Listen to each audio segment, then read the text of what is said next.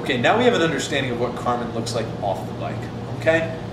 I know what his arches do under gravity, okay? I know what his forefoot does, gravity unassisted. So with Carmen, what we saw, his left forefoot tends to rest a little bit outward. And when he pedals, his left knee dives in toward the top tube, okay? Because his forefoot tends to dive in to meet his cycling shoe.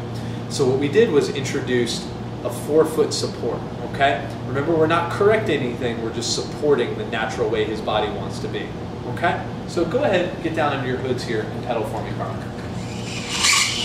What that's going to do initially is line up his foot, knee, and hip. So the first thing we want to take a look at from the bottom up is his cleat position. Okay, we want to make sure his foot is resting in the proper place over the pedal axle. So what I'm going to do, Carmen, is I'm going to warn you before I do it, but I'm going to manually stop you in the forwardmost position of your pedal stroke. Perfect. And on this next one. Good. So I'm going to check and make sure that his pedal axle right here, come on over on this side. Over on this side right here. Great. His pedal axle is resting directly behind the big ball of the foot. Okay? And we can see here, if I compress the shoe, we can see that's the case. Now the big ball of the foot right here is adjacent to and right in front of the pedal axle. Great. And I'm going to want to check both sides. So go ahead and pedal for me, Carmen. So now that we know his cleat placement is accurate, okay, we're going to want to move on to his saddle height. Carmen, do you have any IT band pain? No, not at all. Okay, no IT band pain. Once again, we're going to go back to the range of normal for bike fitting. What I'm going to do is go ahead and warn you before I do it, but I'll stop you at the bottom of your pedal stroke. And on this next one. Okay, right here. So with this position here, the greatest extension we're ever going to achieve with the knee joint, okay, a reasonable range for saddle position would allow me to get a knee angle here of 25 to 35 degrees, okay? However, once you go below 30 degrees, we start compromising the IT band. Individuals with prior IT band inflammation, we want to avoid this. However, Carmen, since you don't have that, we're going to take you to the 25 to 30 degree range so that you can get optimal power out of your pedal stroke. So what I want to do, you bet, measuring from that bony spur on the outside of your ankle, the center joint line of the knee, okay, to the head of your femur, that upper leg bone, take an angle measurement. Okay, good. Go ahead and pedal for me. And right now we're at 35 degrees, okay, still within that reasonable range for saddle height. But since Carmen doesn't have any predisposure to IT band pain, I'm going to bring him up a little bit. Okay, and we went ahead and raised Carmen's seat a couple millimeters, because like I said, he was at that 35 degree mark. Typically in this range, 25 to 35 degrees, a millimeter equates to about a degree. So I raised him about 3-4 millimeters. Go ahead and pedal for me, Carmen. And we're going to take that knee angle measurement again. And like I said before, I'll stop you at the bottom. Yeah, that's perfect. And on this next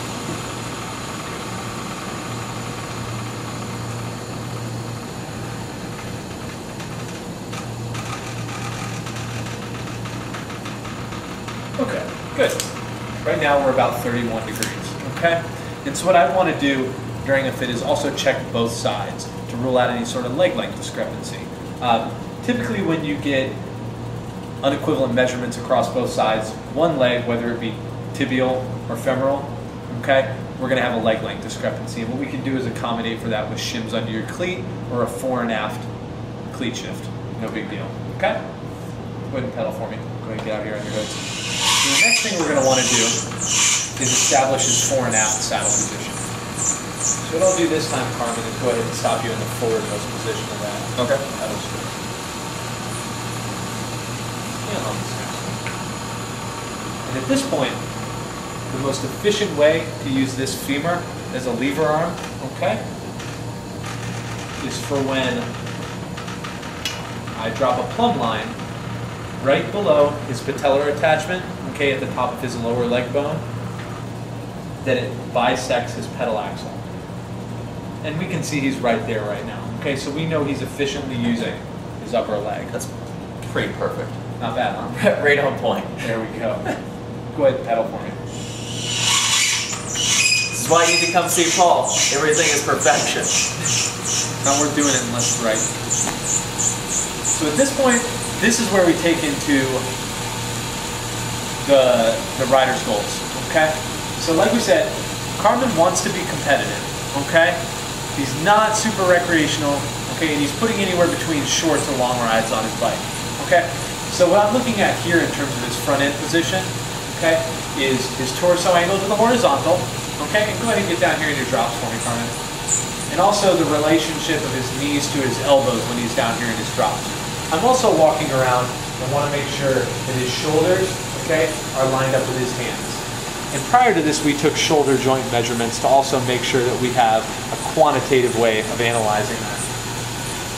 Okay.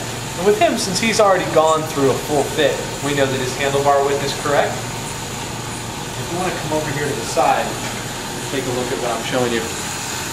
Once again, going back to the range of normal, Carmen's torso angle from the horizontal, 45 degrees is a great sort of center point.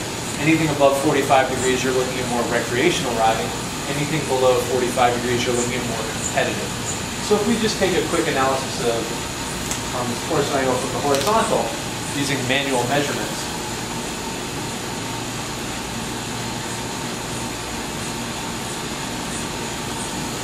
we can see he's about 30 degrees right now, okay? So that's erring more toward the side of aggressive, okay? And that's what he had talked about. Okay, we want to be a little more competitive. He's doing anywhere from short to long rides. So we don't have to worry about his comfort over 112 miles per se as you would in an Ironman. Okay? And finally, come on around here. I just want to check my work on the knee-foot-hip alignment. Okay? Making sure that his knee, his foot, and his hip are in line with one another while he's pedaling. Because he had discussed that sort of discomfort with his knee beforehand.